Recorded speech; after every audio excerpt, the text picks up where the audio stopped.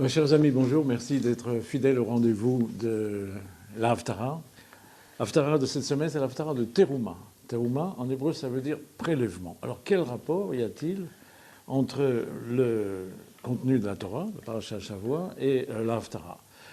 Le rapport, il est extrêmement simple. Dans la paracha de Teruma, Akadosh Baruch Hu, s'adressant au clan d'Israël, à tous les Shvatim, en leur disant « Vous devez m'apporter telle et telle chose nécessaire à la construction du Ohel Moed que je vais construire pour vous dans le désert. » La Haftara, ici, elle fait référence non pas à la construction d'un tabernacle, un élément mobile, mais au contraire, elle fait référence à la construction du temple, du troisième temple. Et la différence, et c'est là que je voudrais poser cette question à Ronnie, la construction de Ohel Moed, elle a été le fait uniquement des Bnei Israël. Et là, tout à coup, lors de la construction du temple, on voit Shlomo Ameler qui fait appel à un goy, en l'occurrence Hiram, l'un des premiers personnages du Liban, roi du Liban. Qu'est-ce que ça t'inspire, ça?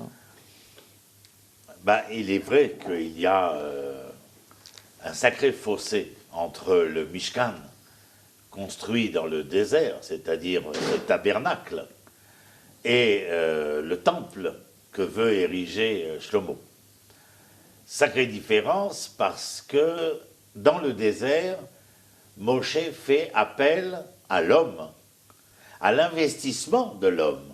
Je crois que dans le désert, la terouma, le prélèvement, mais le don, est entendu comme une participation pleine et entière de l'homme à une finalité que la sortie d'Égypte, que le don de la Torah au mont Sinaï, que les explications de Moshe vont donner un sens à ce Mishkan, une finalité. Celle qui les accompagne durant la traversée du désert. À l'époque de Shlomo, on ne traverse pas le désert, on est à la maison, on est à Jérusalem. Et Shlomo va faire construire un édifice splendide. Cet édifice splendide va exiger non pas l'investissement de l'homme dans le don du cœur, dans le prélèvement de soi, mais va transformer ce qui était un don, un engagement, un volontariat, dirions-nous, comme une obligation. Et faire appel au roi Hiram, faire appel à d'autres pays limitrophes, parce qu'il faudra des matériaux, parce qu'il faudra des ouvriers, parce qu'il faudra des pierres, etc. Enfin, l'ensemble des éléments constitutifs de cet édifice qui est absolument énorme et qui va engager les enfants d'Israël ici dans un service national obligatoire.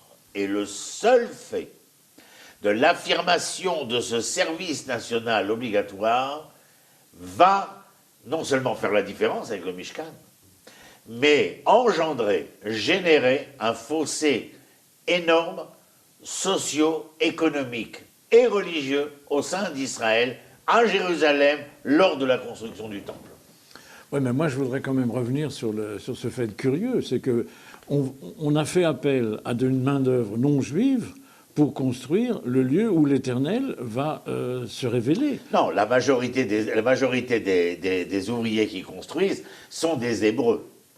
Déjà précisons, des Hébreux, parce que les Juifs n'existent pas encore. Mais ce sont des Hébreux. Il y a un appel d'offres de la part de Shlomo concernant certains ouvriers spécialisés dans la construction. N'oublie pas que nous parlons de quel pays? La Phénicie. Et la Phénicie est un pays avancé, un pays développé commercialement, et puis aussi au niveau des constructions. Donc il y a des ouvriers spécialisés. Mais la main-d'œuvre, et c'est d'ailleurs la raison pour laquelle je t'ai rappelé que cela va causer une véritable tempête sociale à l'intérieur d'Israël, cet enrôlement obligatoire concernant la construction du temple, il y a chez Shlomo il n'oublie pas que nous sommes dans un royaume en paix à ce moment-là, et il y a des relations diplomatiques, et il y a surtout le fait que pour donner le meilleur à Jérusalem, il faudrait que, écoute, et entends bien cela, comme Jérusalem n'appartient pas à l'une des tribus, mais est tout ou partie de chaque tribu, il faut penser à travers cela que si Jérusalem est tout ou partie des tribus d'Israël, il est non des moindres tout ou partie de l'humanité créée par l'Éternel. Et la participation ici significative chez Hiram, c'est de vouloir nous faire valoir cet entendement que Jérusalem n'a pas pour finalité de révéler Israël à lui-même, mais de révéler Israël à lui-même afin que cette révélation puisse être entendue à la surface de la création. Est-ce que tu crois qu'on doit prendre au sens premier toutes les mesures qui sont énoncées dans cette Haftara? C'est-à-dire? Est-ce qu'on peut voir plus loin que la simple description architecturale du lieu? Non, je pense que les choses décrites ici dans le livre des rois, le premier livre des rois, est très important. Pourquoi? Et pour nous faire entendre que toi et moi, nous pouvons avoir un idéal aussi idéal qu'il puisse être. Mais il ne faut pas, au nom de cet idéal si idéalisé, omettre de penser aux actions, aux nécessités, aux besoins matériels si singuliers, si particuliers, dont nous avons besoin. Je rêve d'un état idéal, mais je viendrai te dire, si tu ne retrousses pas tes manches, l'état idéal ne sera jamais là. Pourquoi parler des manches? Pourquoi parler de retrousser les manches sur le bras? L'ensemble des éléments qui sont amenés ici, eh bien, sont tout ou partie, eux aussi, de l'avènement de ce qui doit arriver, en tout cas, par ce que veut réaliser Shlomo. Mais comme je te le dis, et je le répète pour la troisième fois, les choses ne vont pas du tout se passer comme Shlomo l'aurait voulu.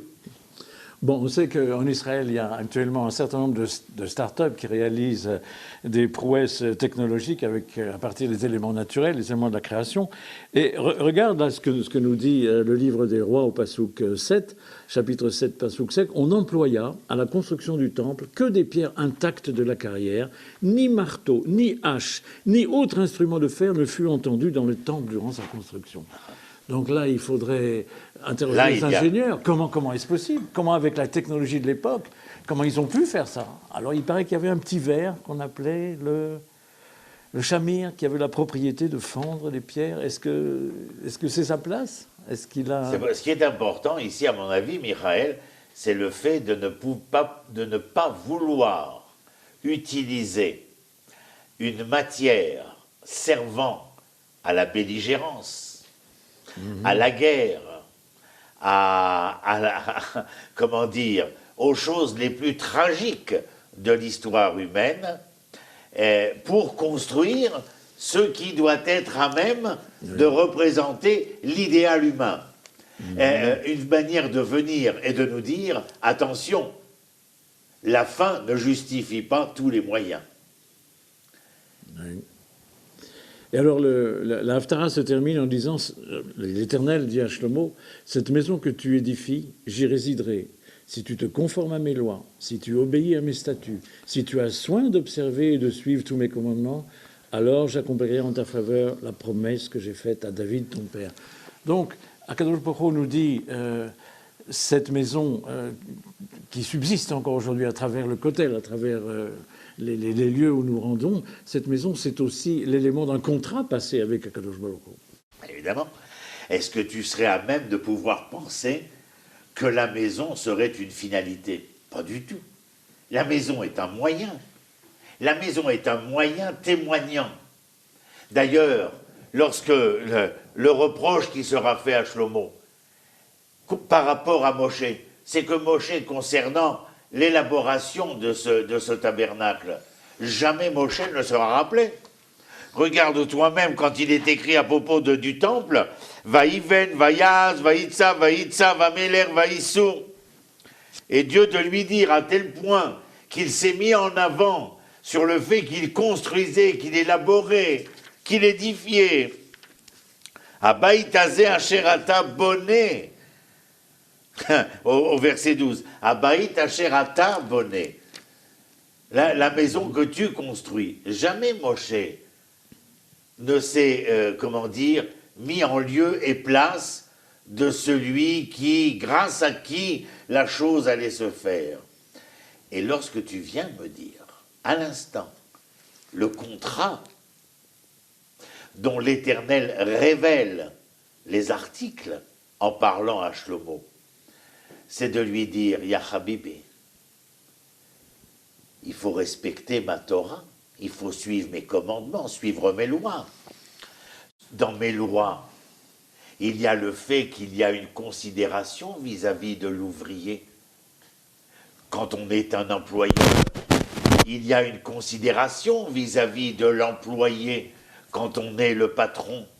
Il faut savoir que les impôts que tu as prélevés ne pèsent-ils pas? Et puis cet homme, dont nous n'avons pas parlé, mais je le rappelle ici en instant, Yerovam ben Nabat, ton ministre de la construction, ne t'es-tu pas intéressé de savoir pourquoi lui qui t'adulait s'est rebellé contre toi? Parce qu'il te voyait construire. Tu construis au nom de la nation d'Israël.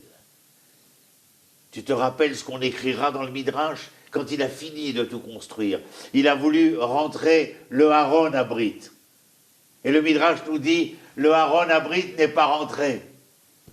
Et quand il a vu qu'on essayait de tous les côtés de le faire rentrer, alors il a imploré l'Éternel. Mais qu'a-t-il dit? Éternel, Dieu d'Abraham, d'Israël et de Jacob, au nom de mon père David. Alors là, le Aaron, il était presque sur roulette, il est rentré tout seul. Tu entends de quoi il est question? De lui dire, attention, c'est moi l'omniprésent, c'est moi l'omnipotent, l'omniscient. Tu es l'homme, tu es un vecteur important, je t'ai voulu, mais je t'ai voulu afin que tu puisses accomplir mon projet, ma volonté dans ce projet. Mon but n'est pas de faire de l'homme le temple de son histoire. Mais ce temple, cette maison que tu veux me construire, eh bien, il faudra qu'elle serve justement à être le moyen, le témoin de l'alliance qui nous unit.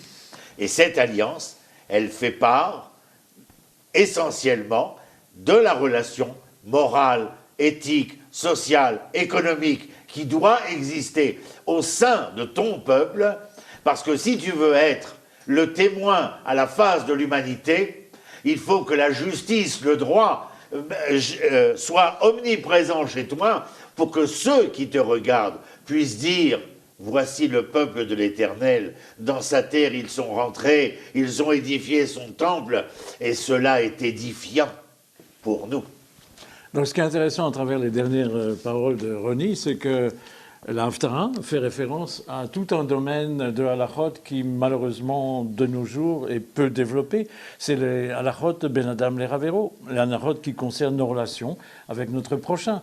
Je constate dans ma vie quotidienne, dans ma vie spirituelle, que nombre de drachot font état des relations entre l'homme et Akadosh Baruch Hu.